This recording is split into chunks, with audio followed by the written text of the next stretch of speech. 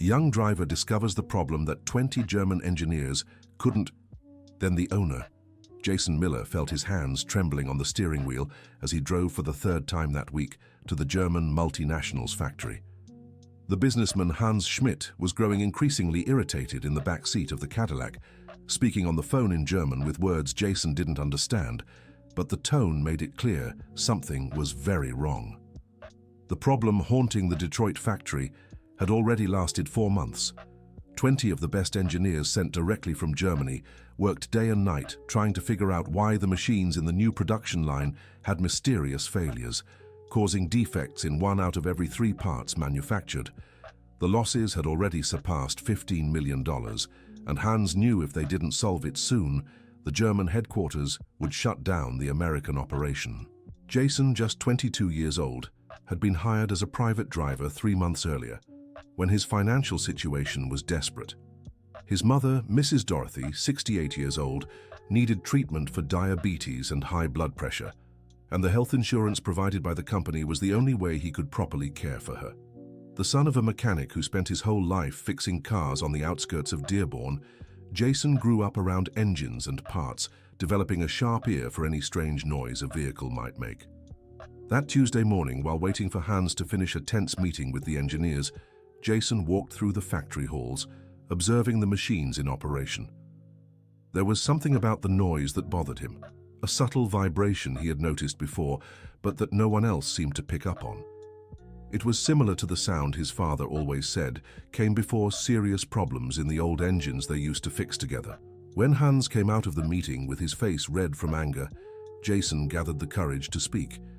"Mr. Schmidt, can I ask you a question about the machines?" Hans stopped and looked at the young driver impatiently. "What is it, Jason? I'm in a hurry." "It's just, I noticed a strange noise coming from the machines on line 3. My dad always said when an engine makes that kind of vibration, it's usually a problem with—" "Jason," Hans interrupted with a forced smile, "I have 20 engineers trained at the best universities in Europe working on this problem. I think they know more about industrial machines than a driver." The young man's face burned with embarrassment, but something inside him insisted he was right. "I know, sir, but my dad fixed engines his whole life, and that noise—" "Enough, Jason. Let's go." During the drive back to the office, Jason stayed silent, but his mind wouldn't stop working. That specific vibration was exactly like the one he'd heard as a child whenever a customer brought in a car with a transmission shaft problem. His father, Old Bill, had a special gift for diagnosing issues just by sound, and he taught his son that machines always warn you when something's wrong. Dear listener, if you're enjoying the story, take a moment to like and especially subscribe to the channel. It really helps us who are just starting out. Now continuing. That night, Jason came home and found his mother sitting in the kitchen, organizing her medicine into small plastic containers. Mrs. Dorothy had worked as a seamstress for 40 years until her diabetes worsened, and now she depended completely on her son. "How was work today, son?" she asked, noticing the worried look on his face. "Oh, Mom, it was fine. The boss is stressed about some problems at the factory." "You don't seem fine. Did something happen?" Jason sighed and told her about the vibration in the machines and how Hans had dismissed his observation. Mrs. Dorothy listened quietly, stirring the sugar in the coffee she had prepared. "Son, your father always said knowledge has no age or diploma. If you believe you noticed something important, maybe you should push a little harder." "But Mom, they're German engineers. They've studied way more than I have." "So what? You grew up listening to engines since you were knee-high. Sometimes those too far away can't see what's right under their noses." The next morning, Jason arrived early at the office and found Hans on the phone, arguing heatedly with someone from headquarters in Germany. From the bits in English he could catch, the situation had gotten even worse. The company had lost 3 major contracts last week because of the defects, and there were rumors Hans would be replaced if he didn't fix the problem in 2 weeks.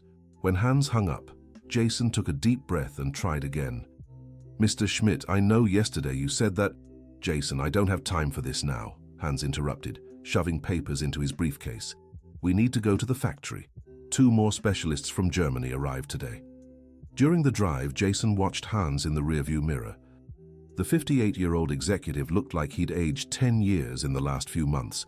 He had come to the United States 5 years earlier to lead the company's expansion in North America, and now his career was crumbling over a problem no one could figure out. At the factory, Jason followed Hans to the meeting room where the German and American engineers were analyzing complex charts and reports. The lead engineer, Ulrich Bauer, was explaining his latest theories in a thick accent. "Mr. Schmidt, we've tested every component individually. Each part is functioning perfectly within specifications. The problem must be in the robot programming or maybe the quality of the American materials."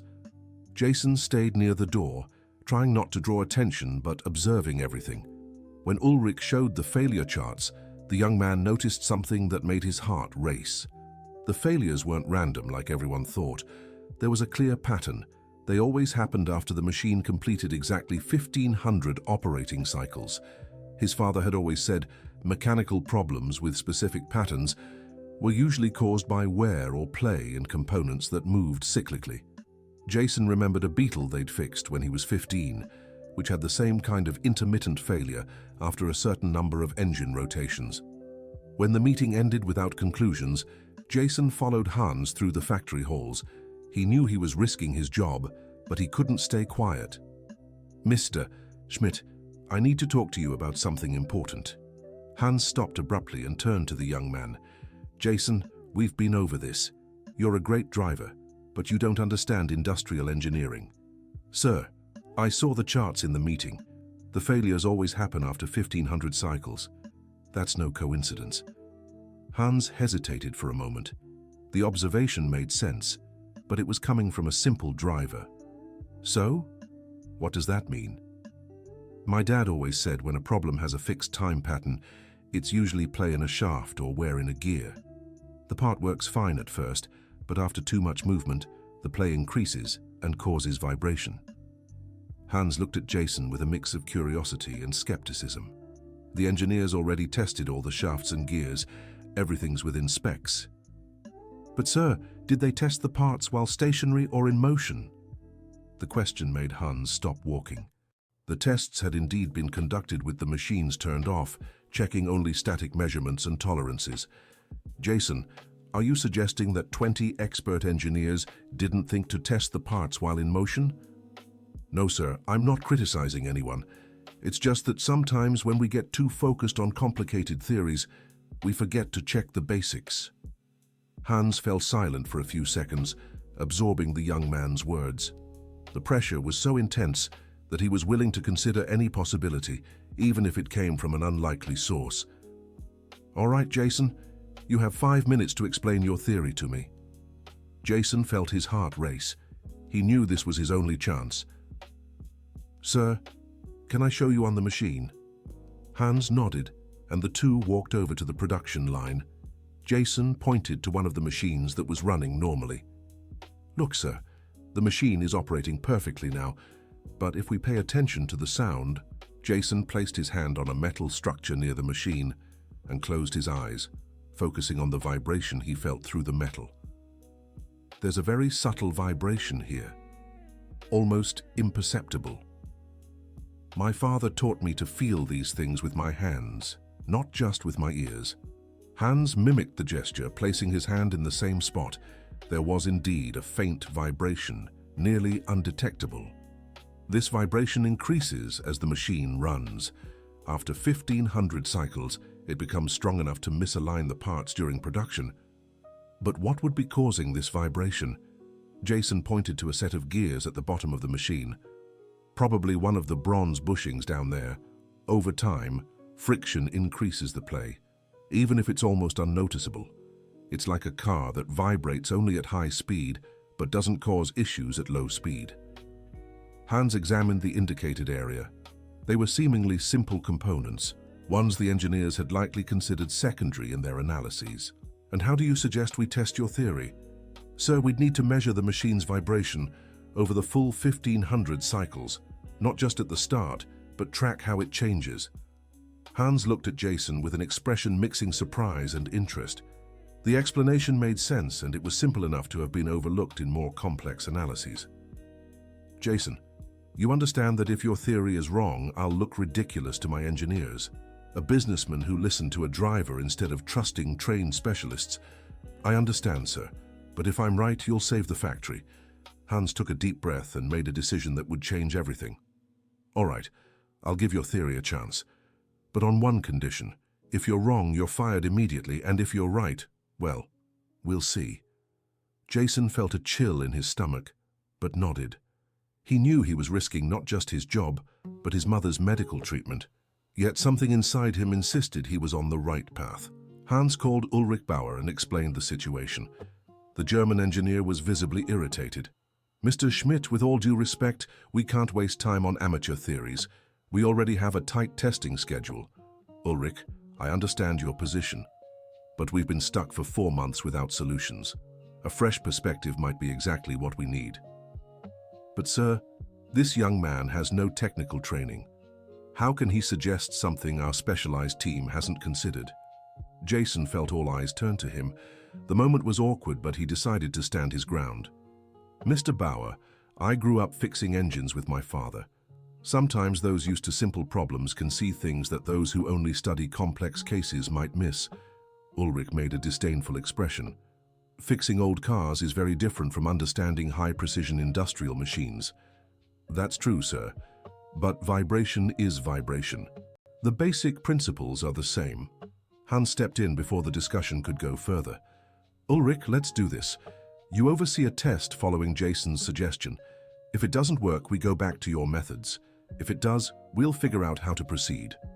Ulrich agreed reluctantly, but Jason could tell from the engineer's expression that he wasn't at all happy with the situation. The test was scheduled for the next day. Jason spent the whole night awake, mentally reviewing everything his father had taught him about diagnosing mechanical problems. Mrs. Dorothy noticed her son's anxiety. "My boy, you're so nervous. Did something happen at work?" Jason told her about the test and Hans's ultimatum. Mrs. Dorothy grew worried. "Are you sure it's worth taking such a risk? This job is important for us." "Mum, I'm almost certain I'm right, and if I don't try, I'll regret it forever." "Then go ahead, son. Your father always said we only truly fail when we stop trying." The next morning, Jason arrived at the factory earlier than usual. Hans was already there, talking with Ulrich and other engineers around the machine that would be tested. Vibration measuring equipment had been installed overnight. "Good morning, Jason," Hans greeted. "Ready for the test?" "Yes, sir." Ulrich explained the procedure in a formal, impatient tone. "We'll run 1,500 full cycles, monitoring vibration every 100 cycles. If there's any significant change, the sensors will detect it." The test began. For the first 2 hours, there was no apparent change. Ulrich occasionally glanced at Jason with a look that said, "I told you so." Dear listener, if you're enjoying the story, don't forget to like and especially subscribe to the channel. It really helps us who are just starting out. Now back to the story. But as the machine approached 1,000 cycles, Jason noticed a subtle change in the sound. He leaned toward Hans and whispered, "Sir, can you hear the difference in the noise?" Hans listened closely, and indeed there was an almost imperceptible shift in the vibration frequency. At 1,200 cycles, the sensors began detecting gradual increases in vibration. Ulrich checked the equipment twice, unable to believe what he was seeing. "This is impossible. Initial measurements showed the components were perfect." By 1,400 cycles, the vibration had clearly intensified, and exactly at 1,500 cycles, the machine produced a defective part. The silence in the factory was deafening. All the engineers stared at the graphs in disbelief. The young driver's theory was correct. Hans turned to Jason with an astonished expression. "Jason, you really managed to identify something 20 specialized engineers missed." Ulrich still tried to find a technical explanation. "Mr. Schmidt, we still need to pinpoint exactly which component is causing this progressive vibration." "I can help with that," Jason said, feeling more confident. "By the vibration pattern, it must be one of the bronze bushings on the secondary shaft. When it heats up from friction, the gap gradually increases." Ulrich ordered the machine to be partially disassembled for inspection. 2 hours later, they found exactly what Jason had predicted. a bronze bushing with an almost undetectable gap when cold, but which expanded with friction heat, causing progressive misalignment. The discovery was a milestone, but it also created an unexpected problem for Jason. Some engineers felt humiliated that an uneducated driver had solved something they couldn't. Ulrich, in particular, was visibly irritated. "Mr. Schmidt, even if the young man identified the cause, we still need to develop a proper technical solution. This requires specialized knowledge." Hans agreed, but there was something about Ulrich's attitude that bothered him. The engineer seemed more concerned about maintaining his prestige than solving the problem. In the following days, while the team of engineers worked on the technical solution, Jason kept observing the machines during his free time.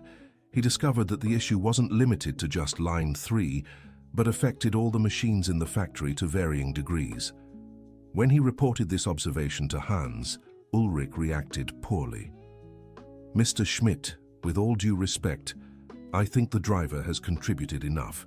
Now it's work for qualified professionals." But Jason had noticed something else. The problematic bushings weren't of inferior quality, as Ulrich had begun to suggest. They were manufactured exactly according to German specifications, but those specifications didn't account for American climate conditions. "Mr. Hans, may I make one more observation?" "Of course, Jason." "The bushings were made for the German climate, which is colder and drier. Here in the United States, with more heat and humidity, the bronze expands differently. My father always said the same material can behave differently in different places." Ulrich interrupted irritably.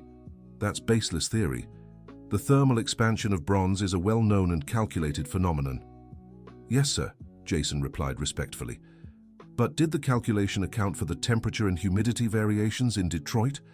Hans looked at Ulrich, waiting for a response. The engineer hesitated. "Well, we used the company's standard parameters, which were developed in Germany," Jason added. Hans began to understand the scope of the problem. It wasn't just an isolated technical failure, but a cultural and climatic adaptation error that could affect all the company's operations in the United States. That night, Hans called Jason at home. "Jason, I need to speak with you early tomorrow. About your career at the company." Jason felt a chill in his stomach. He thought he'd be fired for publicly contradicting Ulrich. "Yes, sir. I'll be there early." "And Jason? Congratulations on the excellent work." The next morning, Hans welcomed Jason into his private office. The businessman seemed more relaxed than he had been in months. "Jason, you saved this operation. The problems you identified go far beyond the machines. They show that our company needs to better understand local American conditions." "Thank you, Mr. Hans. But I have a proposal for you. How would you like to become our special consultant for adapting German equipment to American conditions?" Jason was stunned. "But sir, I don't have the academic background for that." "Jason, you have something no degree can teach. The ability to see simple solutions to complex problems. And more importantly, you understand both the American mindset and mechanical equipment." Hans explained that the company was planning a major expansion in the United States and needed someone who could anticipate cultural and technical adaptation issues. "The salary would be 3 times what you earn as a driver, plus premium health insurance for you and your mother." Jason could hardly believe what he was hearing. In just a few days, he'd gone from being a driver afraid of being fired to a special consultant for a German multinational. "Mr. Hans, I accept, but I have one condition." Hans laughed. "Now you're making conditions. Go on." "I'd like to keep driving for you sometimes. It reminds me of my father, and I want to keep that connection." Hans was moved by the young man's humility. "Of course, Jason. It would be my pleasure." In the following months, Jason worked closely with the engineering teams, identifying dozens of small adjustments needed to optimize the German equipment for the tropical American climate. His ability to translate practical knowledge into technical language impressed even the most skeptical engineers. Ulrich Bauer, initially resistant, eventually recognized the value of Jason's contributions. In a meeting with the German headquarters, the engineer admitted, "Mr. Schmidt is right. Sometimes local practical experience is more valuable than all the theoretical knowledge. Young Jason taught us that. The Detroit factory became the company's most efficient operation in North America. The adjustments developed by Jason were implemented in all the American branches and later adapted for the company's operations in other tropical countries. Hans sent detailed reports to the German headquarters, highlighting how incorporating local knowledge had solved problems that decades of traditional engineering couldn't resolve. Mrs. Dorothy, with access to the best medical treatment available, had her health completely stabilized. She proudly followed her son's journey, always reminding him of old Bill's teachings. "Your father would be so proud, my son. You proved his knowledge was worth as much as any university." Jason never forgot his roots. He created a program at the company where employees from any department could suggest technical improvements, regardless of their academic background. Many important solutions came from experienced workers who knew the machines inside out. Hans became more than a boss to Jason. They developed a friendship based on mutual respect and admiration for each other's ability to learn from one another. The German businessman often said that Jason had taught him that experience and careful observation were as valuable as diplomas and theories. Jason's story spread throughout the global company. He was invited to present his methodologies at factories in Germany, Mexico, and Argentina. He always began his presentations by saying he had learned everything from an American mechanic who never had the chance to study but understood machines better than any manual. On every trip, Jason carried a photo of his father working in the garage. It was his way of keeping old Bill's memory alive and reminding himself that true knowledge comes from combining theory and practice. Years later, when Hans was promoted to the company's global board, he recommended Jason to take over as general manager of all North American operations. The young man, who started as a driver out of necessity, became one of the most respected executives in the German multinational. Dear listener, if you're enjoying the story, don't forget to like and especially subscribe to the channel. It helps us a lot as we're just starting out. Now, continuing. On the day Jason was sworn in as general manager, Hans gave an emotional speech to all the factory employees. Jason taught us that innovation doesn't just come from labs and universities. It comes from the ability to observe, to listen, and to have the humility to learn from those who truly understand practical work. During the ceremony, Jason asked to speak. "Everything I achieved was because of my father's teachings, who showed me that any machine speaks to those who know how to listen, and because of Mrs. Dorothy, who taught me that knowledge without humility is worthless, and because of Mr. Hans, who had the courage to trust someone no one else would take seriously." The audience was moved by Jason's simplicity and gratitude. Many longtime employees remembered old Bill, who had worked as an outsourced mechanic at the factory years before passing away. It was as if the father's knowledge had found its way back through the son. In the following years, Jason implemented revolutionary changes in how the company integrated German technical expertise with American operational reality. He created mixed teams where engineers worked side by side with experienced workers, always seeking solutions that worked in theory and practice. The Detroit factory became a global model for the company. German executives regularly visited the United States to understand how Jason had managed to create such an efficient and innovative operation. During one of these visits, the company's global CEO asked Jason what the secret to his success was. "Sir, my father always said machines are like people. When something's wrong, they tell us. We just need to know how to listen." The CEO was struck by the simplicity of the philosophy. "And how do you teach that to engineers who studied for years to work with complex theories?" "I teach them that theory and practice are like a person's two legs. One without the other can't walk right." Jason developed a unique training program where new engineers spent 3 months working directly on the production line before taking on technical roles. They learned to feel vibrations, recognize abnormal sounds, and understand the real behavior of machines. The program was so successful that the German headquarters decided to implement it across all global operations. Jason was invited to oversee this worldwide rollout, but asked to remain based in the United States. "My life is here, sir. My mother, my story, my roots. I can help the company grow worldwide, but my place is here." Hans, who had become a close friend, fully supported Jason's decision. "That's exactly why you're so special, Jason. You never forgot who you are or where you came from, Mrs.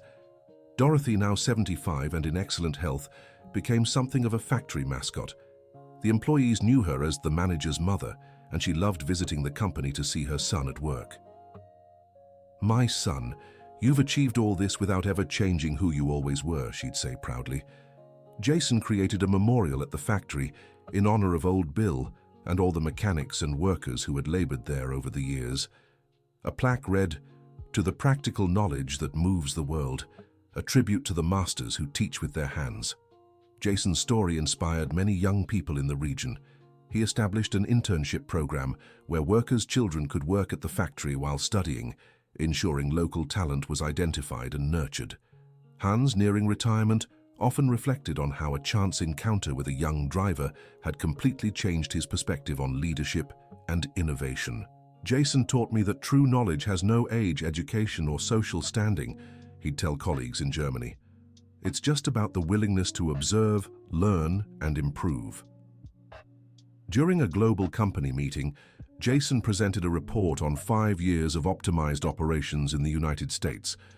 The numbers were staggering: an 80% reduction in production defects, a 150% increase in efficiency, and savings of over $50 million. But what impressed the German executives most was the methodology Jason had developed to integrate traditional knowledge with modern technology.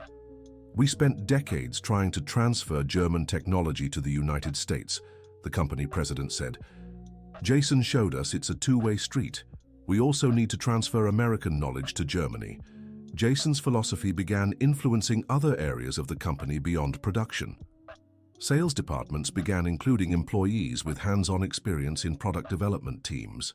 The purchasing sector started valuing local suppliers who combined technical quality with regional knowledge. In an interview for a business magazine, Jason explained his vision. "German technology is excellent, but it needs to speak to the American reality. My job is to translate that, ensuring both cultures understand each other and create something better together."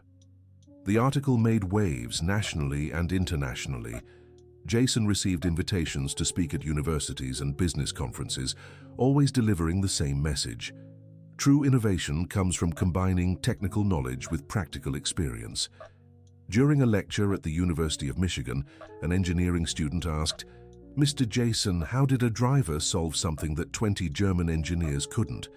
Jason smiled before answering, "I didn't succeed because I'm smarter than them. I succeeded because I was looking from a different perspective.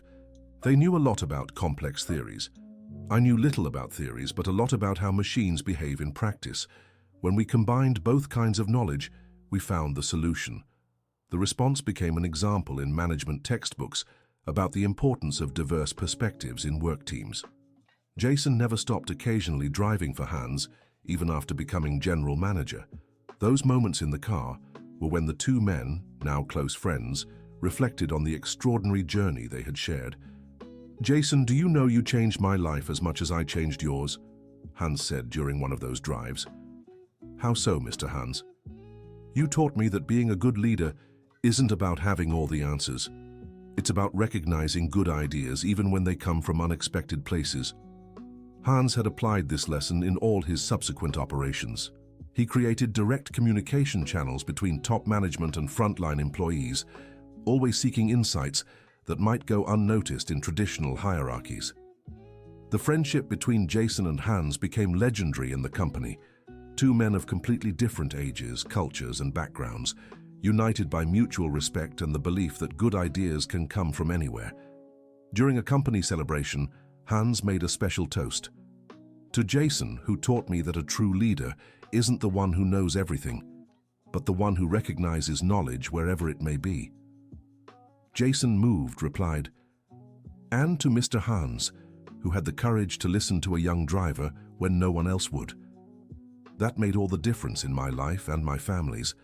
The Detroit factory continued growing and innovating. Jason implemented a rotation system where German engineers worked periods in the United States and American technicians interned in Germany, creating a constant exchange of knowledge. Ulrich Bauer, The engineer who had initially resisted Jason's ideas became one of the biggest advocates of the integrated methodology. At a technical conference in Germany, Ulrich presented a paper titled Learning from Local Knowledge: How an American Driver Revolutionized Our Engineering. For decades, we Germans thought we had a monopoly on technical knowledge, Ulrich said. Jason showed us that every culture has unique insights that can improve any technology. The relationship between Jason and his mother remained the foundation of everything in his life. Mrs. Dorothy, now a respected figure in the community, often received visits from young people seeking advice on how to follow in Jason's footsteps. "My son got where he is because he never forgot where he came from," she would say, "and because he always respected his father's knowledge, even after he was gone." Jason kept a photo of old Bill on his desk in the office. New employees would always ask who the man in the photo was, and Jason loved telling the story of how his father had been his first and best teacher. On one special occasion, Jason organized a meeting with all the factory workers to announce a new initiative: the creation of a technical school in partnership with the city of Detroit, where young people from the area could learn industrial mechanics based on the methodology he had developed. "This school will teach theory and practice together from day one," Jason explained. "We want to train professionals who can both calculate and sense when a machine has a problem." The school was named the Bill Miller Technical Institute in honor of Jason's father. The inauguration was an emotional event, attended by local officials, German executives, and most importantly, Mrs. Dorothy, cutting the symbolic ribbon. "My husband would be so proud," she said, tears in her eyes. He always dreamed that his knowledge could help other young people have better opportunities. Hans, now retired but still close to Jason, was present at the inauguration. "Jason, you've achieved something few executives do, turning personal success into a social legacy. This school will carry on your work for generations." In its first few years of operation, the Bill Miller Technical Institute trained hundreds of young technicians who were hired not only by the German factory, but by various companies in the region. The integrated teaching methodology became a national benchmark. Jason continued to live simply in the same house where he had grown up with Mrs. Dorothy. Even though he had the means to move to more upscale neighborhoods, he chose to stay close to his roots. "Home is where the memories are," he would explain to friends. "Here, I have my father in every corner, my history in every object. Why would I leave?" Jason's humility became even more striking as his influence grew. It was common to see him chatting with factory workers, always interested in their observations and suggestions. During a visit from German investors, one of them asked Jason what the greatest lesson of his journey had been. "I learned that true knowledge is like water. It doesn't matter where it comes from. What matters is if it quenches thirst." My father never studied engineering, but he understood machines better than many doctors. The German engineers knew theories my father had never heard of. When we combined both kinds of knowledge, we solved problems neither could have solved alone. This philosophy gradually became part of the corporate culture of the German company worldwide. Other branches began implementing similar programs, always seeking to integrate local knowledge with global technology. Jason's story became a case study in business schools across the United States and Germany. Professors used his journey to teach about leadership, innovation, and valuing diverse knowledge. In one such class at the Massachusetts Institute of Technology, a German professor remarked, "The case of Jason Miller teaches us that innovation doesn't happen when we ignore local knowledge, but when we build bridges between different kinds of wisdom."